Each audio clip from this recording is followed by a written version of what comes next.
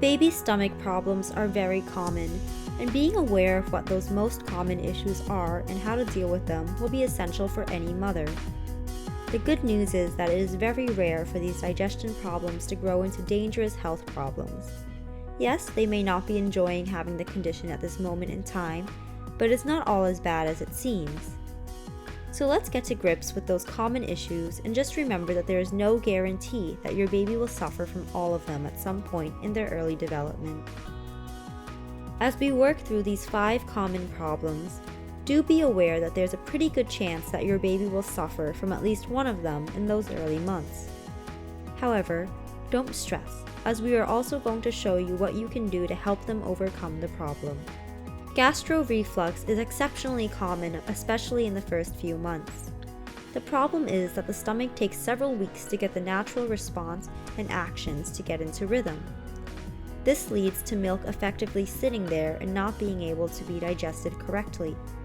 As it just sits there, it increases the chances of the milk working its way partly back up out of their stomach.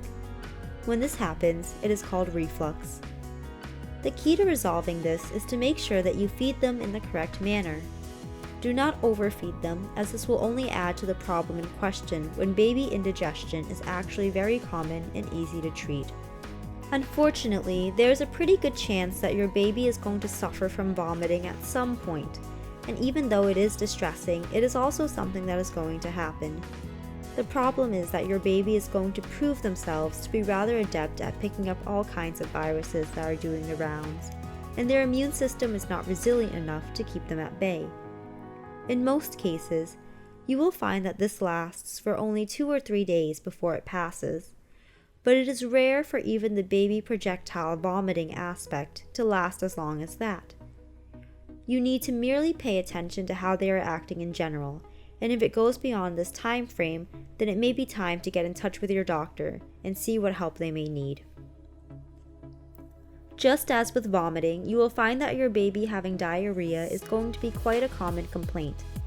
Once again, this is due to them picking up some kind of intestinal tract virus, and the cause that results in the most complaints is the rotavirus, which appears during winter. This is also something that has a tendency to calm down after a couple of days. Your main concern has to be in making sure that your baby is hydrated, or that will only cause further complications. If it goes on for more than a week without appearing to settle down, then you need to get them checked by your doctor. It could mean they have a different virus, or there could even be some kind of allergic reaction to something they are eating that is then causing these symptoms. Colic is obviously something that is very common, and while it is painful for your baby, just keep in mind that it does resolve itself. However, you are still able to do certain things in order to help them to either soothe the problem or even prevent it in the first place. Colic is something that you need to pay attention to. Incessant crying or lifting their legs up can indicate that they are suffering from this condition. Being careful with how you feed them and burping them during and after the process is going to prove to be very helpful. Colic is when their intestines contract, causing pain, and it is more common for it to happen in the afternoon or early evening. Feeding intolerance is more common than you think, and even though your baby will likely grow out of these digestion problems, this can be a confusing thing to see happening. This intolerance can lead to them either bringing back up their milk or difficulty in emptying their bowels.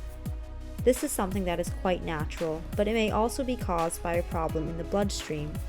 At this mild level, it really is nothing to worry about, even though it is clearly distressing for your baby. With this intolerance issue, you need to pay close attention to how often it happens, and any other signs that your baby is perhaps not feeling that great.